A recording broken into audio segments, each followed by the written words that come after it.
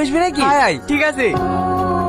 এখানে আমার বন্ধুকে টিচিং করছিস, লজ্জা করে না তোদের? দেখো কিছু দাদা করতে আসবে না। দাদাগিরি এক্ষুনি দিয়ে দেখেছি। আরে পুলিশকে ফোন করছি।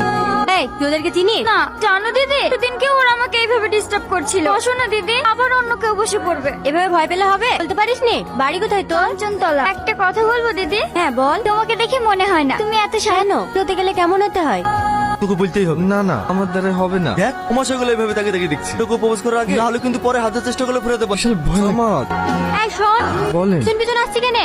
হাতে কি তোর? কই শোনা তো। ভালোবাসিস আমাকে? হ্যাঁ। ভালোবাসিস তো তোর কি আছে? প্রপোজ কর আমাকে। হ্যাঁ আই লাভ ইউ। বাহ, তোর প্রপোজ করার স্টাইল আছে তো। দেখি দে, এটা ধর। হ্যাঁ তুই দূর আসলি, চা খাবি? হ্যাঁ। এলে দোকানে খেলিস। আর শোন, এলে তোর জিনিস ঘুরিলেই যা।